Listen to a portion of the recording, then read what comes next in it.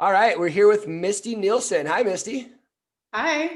How are you? Thank you. Thank you for taking the time out of your day. I know it's a gorgeous day outside, so we'll try to make this quick and easy. Yeah, no worries. So obviously, we worked together years ago, and you're in the industry for a long time. And you got out of the industry years ago. So we just kind of want to share your story and try and help inspire others. But let's start from the beginning. What was like your first jobs in the workforce? How'd you get in hospitality? Well, I'll start with Vegas because I lived in Reno for a couple years and I did things there, but it wasn't connected in any way. I started at MGM. I was doing like little modeling gigs there, and also I was a hostess in a restaurant, and they found out I knew how to bartend. So they asked if I would be interested in bartending at Teatro when it was the after hours. Like, I'm really aging myself right now, but Hey, I was at your bar. I know. probably got you drunk on several occasions. You did. You did. So I remember. yeah, so I started there, great gig, and then Jack LaFleur asked if I would be interested in bartending at Body English, said he could get me in. So I did that. I did both of those for a while, and then it got too busy, and I just did Body English, and then ended up going over to Trist and trying bottle service, and then Excess, and kind of went from there. But How was that transition from like bartending to bottle service? it was difficult. I did it for money because I knew the girls made like twice as much some nights and worked half as hard. I'll just say it. But it was difficult because bartending for me, it kept me busy and it kept me out of trouble. The moment that I got into bottle service, I started with using like Xanax and things to calm my nerves, and then it turned into alcohol like every night, just drinking, just to kind of calm my nerves and stay busy, because at times that job just wasn't enough. It just it wasn't. I'm not good at like just sitting in one spot and small talking. Like it's not something I'm good at still to this day. So I have to stay busy and not be drunk every night. The way, how do you feel about the transition of obviously we know people when they come to Vegas, they get crazy and, handsy and everything else too. So you went from like the protection of having 6 feet of bar space to having to maneuver in and out of the crowd and people like being right up in your personal space. How's that transition? It was difficult. And I know now I have a little bit of a social anxiety where when I'm in a crowd, I have anxiety. And I can still go out, you know what I mean, and go to concerts and go to clubs if that stuff, if and when it comes back, I can do that. But when it's on a nightly basis, it's kind of like a perpetuation of like anxiety. Like I get full blown anxiety when I'm in crowds. So back then I didn't know what it was. Now I definitely know what it is. But I spent, when I cocktailed consecutively at first Trist and then Excess, it was 4 years of just every night having like anxiety and, mini panic attacks and just being like uncomfortable in my skin for, 6 to 8 hours a night. So, and then counteracting it with like alcohol and sometimes drugs and things. So it was a big deal, but in my mind, I was like, it's such good money. I just need to suck it up and deal with it. And yeah, I wouldn't do that now, but Yeah. back then. But then Yeah. not only having to work in that environment, then we also had to go out to other nightclubs on our days off to socialize and all that stuff too. So you're in it, 6, 7 days a week for years. Right. And I mean, back then it was very important for me to be like in the limelight and to feel like I was cool and popular. And so even on my days off, I would be, out socializing in public places for the most part. So, yeah, it was just, it probably wasn't a good thing, but you really don't know things until you know them. You don't know how to work on them until you understand it. So, I mean, back then I was just perpetuating like bad behavior, basically. I think we all were. Yeah. Live and learn. What do you think? What was like your favorite thing about working in the hospitality industry? And then what was like your least favorite thing? The easy money. The easy money was my favorite thing, and the easy money was also probably the worst thing. And just the unhealthy environment, like mentally unhealthy for me, physically unhealthy. I never really felt healthy back then, no matter what I did, no matter how I worked out, no matter, what type of health and wellness things I tried. I always kind of felt a little off. And it was like the hours, the smoke, the alcohol, the drugs, the lifestyle seemed like it was fun back then, but it really was like the most unhealthy thing I could have been doing to myself. And the easy money, that to me started to get to me because I didn't feel like I had a challenge. I just felt like I was a robot, you know what I mean? And I was having to be this like numb robot too, for years. So it's kind of both of those things. Was the good and the bad was the easy money. Yeah. I think mine was the late nights rolling through Jack in the Box and Del Taco on the way home because I'm just so exhausted. But I'm starving. So I'm like, okay, what's on the way home? What can I eat? I was eating Del Taco literally every day, sometimes multiple times a day for years. Del Taco's pretty good. I mean, it's not good for you, but it's delicious. Oh, trust me. I still to this day love it. Actually, I had it like 3 days ago for the first time in weeks. Do you miss anything about working in the industry? I miss the easy money. Again, I miss I miss the social life. I work around a lot of like older kind of mellow people nowadays. So I do miss like the young social factor of it. I miss the music. I've been sober this time of year and I still am thinking like, I can't wait until I can see a live, like see Diplo spin. Cause I love stuff like that. Some people that are still in it hate it, but I love DJs. I love live music. I love the feeling of the room, of just the energy in the room. So I do miss that for the most part. But that's almost it. And kind of, the friends that you make along the way, miss that element too. Yeah, I agree. Especially like the music. I mean, when we worked in it, we heard that's why the people like, oh, they don't like it because they hear the same DJs, weekly. So they kind of know the same tracks that are coming up and everything else. But now that you're out of it, like, oh, I want to go see that DJ. Like, I don't have to hear it every night. So it's still like sounds good to you. Yeah. Yeah. And I guess there's some sort of like positive in that is that it doesn't become so routine that we get annoyed with it nowadays. We can appreciate going out like once every now and then for a birthday or something. So yeah, it's funny. I used to think about it nightly. We have the number one DJs or the top 10 DJs in the world on a nightly basis. We're surrounded by beautiful people and all stuff, and we're like, dude, this is terrible. Just because we're in it every day. Like people spend like save up months and months to come have the one night that we do. We do it, or did it several nights a week for years. I know it's funny too when like my out of town friends try to talk me into doing things like Coachella and things that I'm like, I can see all those people and go sleep in my bed a couple hours later and not have to be out in a dirty desert and walking around in the heat. It just when you're spoiled with Vegas, hospitality, you don't really have a desire to go anywhere else and see the same thing. Yeah, no, it's very true. I can't even go to a club without having a table. I mean, that's how spoiled we were. Yeah, I probably still that spoiled. I don't think now being like a year sober and not wanting to like hang out at the bars and things, I don't think I'd go out unless there's a place to sit and chill, just walking around the club isn't fun anymore. Yeah, well, especially they try to promote bottle service so much that now the security guards just escort you. You're just cattle constantly moving. You can't like sit and post up or nothing. It's just keep moving. Like you mean like after COVID or the mega club? Before Oh COVID. yeah, that's true. That is true. What so if you can go back and change anything in your hospitality career, what do you think you would have changed? I was thinking about this question because I just try to stay very present, because if we try to go back and think about how we could have done things better, for me, it's mental anguish, just thinking about like, I could have been better to that person. I should have really cultivated that relationship a little better. I should have appreciated that a little more. It just makes me a little crazy.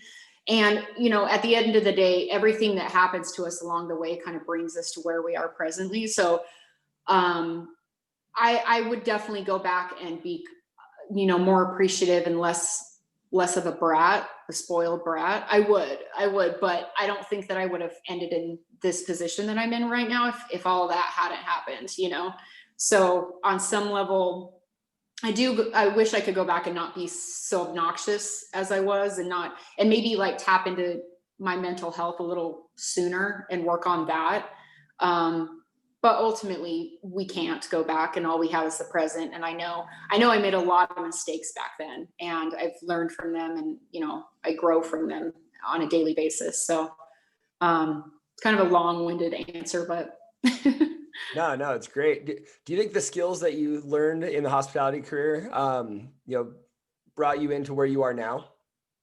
oh yeah, 1000%. Actually, the job that I have right now, my first boss that hired me, he used to be a bartender. And he said that the skills that we learn in customer service and hospitality, you can translate them into everything. And they say, I read a Wall Street Journal article that basically said regardless of what kind of childhood you have and what kind of like jump off point you have, everyone should do customer service and hospitality at some point, because it makes you humble. It makes you, it taps into your EQ, because you kind of have to be aware of like people's emotions, and, customer service and hospitality and networking, and it all ties into what we did.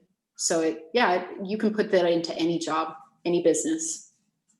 Yeah, I agree. And that's one thing a lot of people don't know. Like I've talked to guys like, dude, I've been a bartender for 20 years. I don't know how to do anything else. So I'm like, dude, the skills that you have that you've been accumulating over the last 20 years, those do translate later in life. You can pull conversations out of thin air. Think about when someone sits at your bar and you have to like strike up a conversation as they continue to drink and hang out and stuff. And building relationships. Like think about the times when you're slammed, you're 10 deep, you're in the weeds, and you have that work ethic to be able to like, pump it up. And I used to call it going to first to sixth gear real quick, Right. and you can get yourself out of those weeds. So Yeah. that really Or does just translate. about like the easiest, smartest way to do things to make you more effective. You can put that into anything. Like I put that into my job every day now. Like, what's the smartest way for me to do this so I can accomplish 10 things and not just one? So and that's bartending. Like, you have to figure out how how to do it the smartest way to make you faster, you Nope. know? What you think if you can go back and do it all over again, would you? Yeah, I would. And that goes back to everything that's happened to me kind of brought me to this point. So if all of those things hadn't happened, I wouldn't be at this good place that I'm at now. So yeah, I would. And it kind of opened up doors that probably wouldn't have been opened up to me. I wouldn't have thought I could accomplish going back to school, and getting my bachelor's in my 30s, if it wasn't for the confidence that I kind of gained from the service industry and going into management, and just kind of like finding myself along the way. So yeah, I would absolutely do it again. Plus, it was fun. It was mostly fun. Yeah, and that's the other thing we forgot too. The connections that you make in hospitality. I mean, that Mhm. like no, there's no other industry where you can meet the amount of people, and those can translate to and help you later on in life. You build those relationships. Exactly. So when do you think you first realized that you kind of wanted to get out, like get out of the lifestyle and get out of the job? I always kind of thought of the job as temporary. That was my mindset, as I always kind of, two things about that. I always wanted something bigger, and I always pictured myself doing a little more and accomplishing a little more. And I always saw it as temporary. And I also started to kind of identify that I didn't feel well in that environment. Um, I started like identifying it like back in 2007 with like tryst days, after body English. I really started to think like, I don't feel well on a regular basis here. And I feel a little off. I feel anxious. I feel, shy and intimidated on a nightly basis, and didn't have a clue what it was back then. Didn't really identify it until like a couple years ago, but definitely didn't feel well. So I knew I wanted to eventually get out, but the money's so good. When I read that question about the golden handcuffs, I was like, that's what it is. It is. You trick yourself into thinking you can't do anything else because it's so it's such easy money. It's such easy money, and it becomes addictive on some level. Yeah, I mean, well, what other industry can you make 100 grand a year, working 3-4 days a week, and having fun while you do it with no real Right. responsibility? You don't got to answer emails, you don't got to meetings, you don't got to do anything. And it's physically hard, but mentally it's really not. Bartending is pretty mentally hard when you're having to remember like, 3-4 orders in your head and whatnot. I'd say bartending is 1,000 times easier than cocktailing.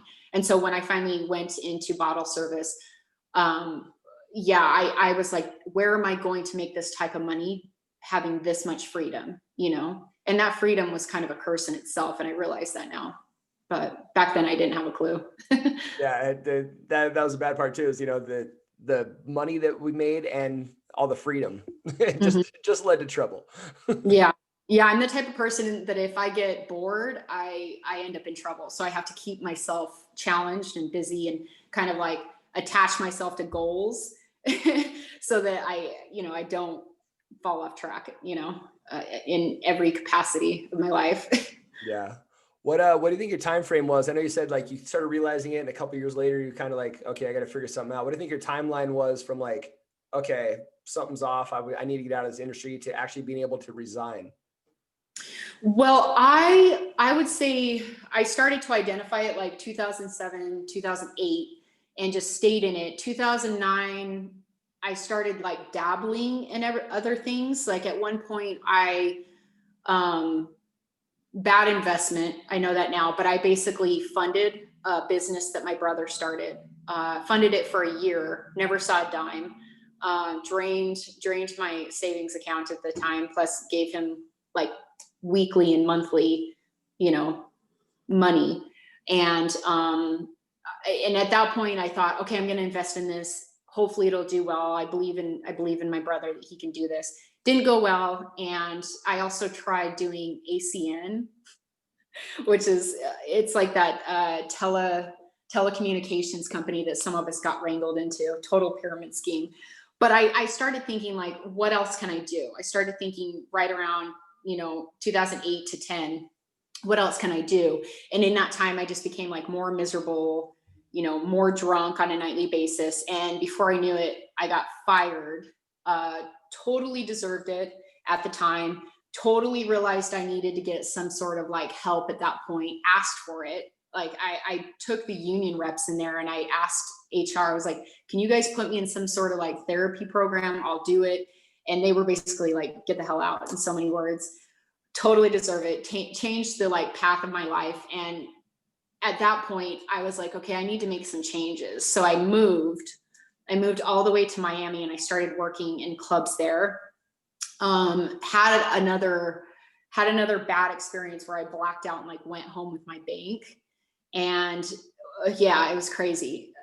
Like partied with Jimmy Green up. And I Love was Jimmy. yeah, he was like, we had a lot of fun and we always have a lot of fun because it's Jimmy. But what had happened with work is I blacked out and I went home. We were cash and carry back then. And I went home with my bank and had to like beg my boss to keep my job. And I woke up the next day and I was like, I'm so sick of this. I'm so sick of it. I'm so sick of feeling this way. I'm sick of this guilty feeling, this awful asshole feeling. So I quit drinking. And to keep myself out of trouble, I got a job managing at the Fountain Blue and went completely cold turkey with alcohol and drugs. And so that kept me kind of on the path, but there was never a point where I was like, okay, I'm going to put in my notice. I was kind of like forced into these things. And now I kind of believe it was like divine intervention, like getting me back on a different, or like putting me into a different timeline or track. But if I could go back and change things, I would have liked to have left on better terms. Absolutely. Like every single nightclub job, I would have liked to have left, with a notice and with a plan. But it was always kind of me getting fired and learning, okay, that sucks and it hurts deep down inside. I need to like correct that behavior. So yeah, I always had a thought in my head that I did need to get out, but it ultimately was me being pushed out for sure. How many times do you think you tried to get out and like get sucked back in, or get out and sucked back in? Ooh, Like, did you go from like management and then back behind the bar? Or like, yes, I did. So I managed Fountain Blue and then came back to Nevada and ended up at Tao Group. And that job was awful. I love all the people that work there. Absolutely love like 99% of the people there, but it was just slave labor for peanuts. They don't make any type of tips. They only make salary. And I would be like going through the tips for my bartenders, and they were making like twice as much as I was. And I was just killing myself, like literally killing myself. I had like literal health problems for months while I was there. And just making like peanuts. We did the math on how much we were making, and it was like $10 an hour for how much time we were there. So I just left one day, just no called, no showed. Just kind of had an epiphany and exited in the worst way possible. But I was just kind of like, do I plan on being a GM? No. Do I plan on being a managing partner? Nope. Do I want to own one of these places? Absolutely not. And from that moment, I was like, I'm done. I'm done killing myself operating this business so that these people can get richer. Like it just kind of hit me one day, and I was done, and made a plan to go back to school, and had to go back to I bartended at a couple points. I had my own business, and I also did like a hosting, the night tours gig. I don't know if I ever. Oh, and we bartended together at She. Oh yeah. For the very brief time it was open. Right. So yeah, kind of more than anything, just like figuring things out. I did have to go back to bartending. I wouldn't go back to cocktailing because I was afraid. I was sober at that point too, and I was afraid going back to bottle service would ultimately end in me falling off the wagon and screwing up, this goal to get a bachelor's degree. So, but I did have to go back just for financial reasons, during school. Yeah, we all do. I mean, like I said, it's hard to pass up the money if you can go bartend a couple nights a week and make a few $100 a night. It's it helps. And that's really that's like the positive aspect of it. And people that don't get sucked into like the toxic side of it, I tell all of them, I'm like, it's the perfect job for going back to school. It's the perfect job for families, because one parent can be home during the day when they're sleeping. The other parent, they can kind of flip flop. So it is a good job if you don't get pulled into the bullshit, and you're always working on like side hustles and plan Bs and investing properly and, doing good things with the money. Yeah. And that's the whole point of this. Like, so the show's called Success After Hospitality. We're not knocking hospitality. I think everybody should go through it, but everyone should hopefully be smarter with their money through it, because a lot of people I talk to, I didn't save a dime. I didn't do anything. Once I got out, I had to go bankrupt, I had to start over. I mean, it's everyone's story is different. And I mean, unfortunately, there's a lot less of a percentage of people who were smarter with their money and invested in stuff than the people who were in it for, a decade or so and have nothing to show for it. Yeah. It's so true. And there's something, I can't help but wonder if there's something to that. Like someone should study it, like what happens, because I feel like even the most like functional, stable people, they get pulled into certain things. They get pulled into like drinking a lot, to spending money in irresponsible ways. Like everyone has their own trials that they go through in this type of job, and I don't know what it is that makes it that way, but it has to. There's something to do with like the entertainment factor of it that just kind of makes people a little cuckoo sometimes. I think it's like you said, it's the easy money. I mean, how many times you hear the expression, "Oh, I guess I worked for free tonight. Whatever, I'll make it back tomorrow. I made $500. I went and blew it. Now, whatever, I'll make it back tomorrow." It didn't matter. You thought it would always come.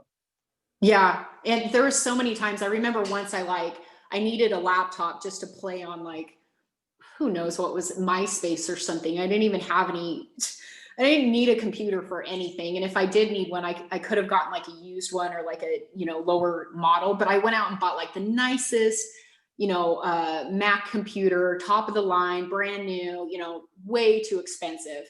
And I remember having a thought like, oh, it's okay, I'll probably make that this weekend, which is so stupid. I should have never thought like that. Or taking like last minute vacations that cost me like 3 times as much as if they were planned and actually like saved for and, deserved, I guess. I don't know how to explain that. But there were so many times that I'd be like, whatever, I'll come back and I'll make it in, a couple weekends. Like, who cares? Life is short. Yeah. Oh, that was part two. Like, think about you every time at least when I take a week off or whatever for vacation, you had to do the math. Like, okay, I'm not only not going to make $1,000 this week, I'm also going to go blow a couple $1,000s this week. So this trip's really going to cost me, 3,000-4,000. Is it really worth it? Yeah. And now it is, I think like that. I think like, okay, how can I save money? How can I plan, a little smarter to take this trip and, prepare like my offices not to drop off in, their scripts and whatever. But back then I was like, whatever. I remember one weekend I got suspended for changing the color of my hair, and I just randomly went to Mexico. I was like, whatever. Like the worst. Instead of like thinking about how I shouldn't have done that because I could have lost my job, I was like, oh, I'm gonna go vacation. Like, spoiled brat. Well, was that when you went pink? It was no, pink is still on the list. It was when I went red. Like, I remember that. Yeah. How'd you feel like, say, that last day when you knew you were going to resign? You knew this was the final deal. You were out of it forever. It always, and this is definitely an issue that I have to work on. But for me, back in those days, like even when it wasn't, I was getting fired and I was actually leaving. And I'll use Tao Group as an example because I'm transparent about it now. And the people that I was kind of an asshole to that I still care about, I've apologized to and been like, look, I'm not just apologizing. I've learned from my mistakes. But it was always kind of an abrupt, like super fast decision. Tao Group, it was just, I was having issues with my health. Like, no joke, I had bronchitis for months and I had like cysts growing on my ovaries. It was the weirdest thing. And it was all stress related for the most part, and just being in smoke and not being able to like take the time I needed to get better. And then I also started having issues with like the boss that I had there. And I just woke up one day and was like, I'm done. And I just didn't go back in. So it was never like a planned out thing that I was thinking, okay, I'm going to leave in this manner. I'm going to put my resignation in my 2 weeks. I never gave anyone 2 weeks. I was either fired or I just never showed up again. Like, it sounds so awful to say out loud, and believe me, I regret it. But that was kind of like the person that I was back then. I was just kind of like overly aggressive and overly like spontaneous and in bad ways. And it was never a good exit. Not once. But I'm sure you knew, like, I can get another job tomorrow. Your connections and your skill set, everything you knew, you're like, I'll go to another club, whatever. It doesn't matter. The ones that I did quit from, like the management jobs, I was very worried that I was done. And there was a part of me that was worried about that because I didn't know what I was going to do next. But there was also a part of me that was like, there's some positive in burning a bridge, because I keep going back thinking that this is all I can do. And this is the only thing that I can get a job in. And that's not true. You know what I mean? Like, we can do so many things, or we can independently figure out, entrepreneurial ways to make money. And so I don't know, maybe subconsciously I purposely burned bridges so I couldn't go back, and so Tao Group, I was like, oh, I'm done. I was fired from Win. I just no called, no showed from like the powerhouses that Tao Group is. I'm done. No one's ever going to talk to me again. And I was terrified, but at the same point, I was like, I need to go this way. And I need to like just put the blinders on and finish this so that I can get to somewhere else that I want to be, So, but believe me when I say it was never a pretty exit, ever. Not once. Not once. I was thinking about it while I was going through these questions, and I was like, damn, I'm an asshole. God, why didn't I figure this out sooner? But yeah, no, it was never good. How's your lifestyle change been now? I mean, obviously, you're out of the toxic environment, and and going back to like the health issue,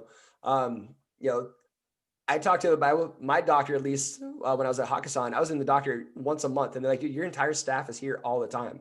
And I had to get my tonsils removed because I was holding so much bacteria from the smoke and all that stuff.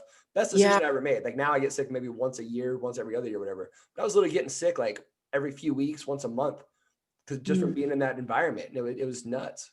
Yeah. Yeah, me too. And that, I mean, aside from, mental issues, I constantly had health issues. Like I was constantly sick like that. Tau group, I actually, and I think there's something up with Tau because everyone was sick. Like it has to be like the ventilation that used to happen in that place. I don't know if they've like rectified that, but I was constantly sick, had cysts growing on my ovaries, had bronchitis for months, never slept well, never ate well. I lost a bunch of weight. Like I was just not in a good place physically. So it for me, I was like, I'm not making shit. I'm not moving up the ladder and I'm dying, literally physically dying right now. So it was a pretty easy decision. But yeah, I went through similar things for Yeah, sure. and a lot of people do, and it is a very toxic environment, and it's not healthy one bit. And you know what, like especially all the guys, remember when we were working, we're all going to the gym, we all think we're being healthy, but then we're also drinking and substance abusing, and stopping at Del Taco and Jack in the Box at 6 a.m. and so Right. so as long as we thought we were being healthy, we really weren't being that healthy. Yeah, yeah. And I can say that even at my like craziest moments of partying, I always would try to balance it out with those healthy things. But really they kind of like cancel out all the healthy, you know what I mean? Like nachos at 5 a.m. after like 10, 1942 shots cancels out the entire week in my in my opinion. It, So it, definitely I'm a lot healthier now. We'll just say that through and it, through. it would take me a week to recover from that now. Oh yeah. Yeah. I can even nights I'm so old and boring now that nights that I stay up like binge watching a good show, if I stay up until like 1 or 2, I feel a little hungover the next day because I'm up at like 5:30, 6 a.m. on the dot nowadays, regardless of what time I go to sleep. So I still have I think back and I'm like, how the hell did I go to Dre's until like noon, you know, on on my Fridays? Like I don't even know how I would fall asleep now. I would fall asleep. Yeah. And back, like a year ago when I was still kind of partying, I would just pass out in the clubs. Like, I would just fall asleep and I'd be like, well, my body doesn't allow me to do this anymore, but I'm trying to force it still, for whatever reason. But yeah. One of the worst things I used to hate is pulling out of Dre's, like 10 a.m. and like people are jogging and stuff, and you're just like, oh God, Uh, like hide the like, sun. like so bad. So bad. That I was maybe like rethink my life decisions. I'm like, what am I doing? What am I doing with my life? Where am I going? I got to figure this out. This is too much. Yeah, I remember one time I had to take a cab straight from Dre's to Hard Rock to go to work. that was fun. And it's Center Bar too. I was like, oh God. Yeah, I don't even know. Like body English days, me and Brandy would do rehab all day and then go to work all night. I still don't know how I ever did that because now it's like I have to mentally prepare for work in general. And, I have my like healthy routines just to get me like in a good place for work. I don't know how I ever did that. Yeah. Man. Yeah, we worked Saturday night, party at the pool Sunday, worked Sunday night, and then in summers I had relaxed Mondays on Monday too. So I'd go days without sleeping.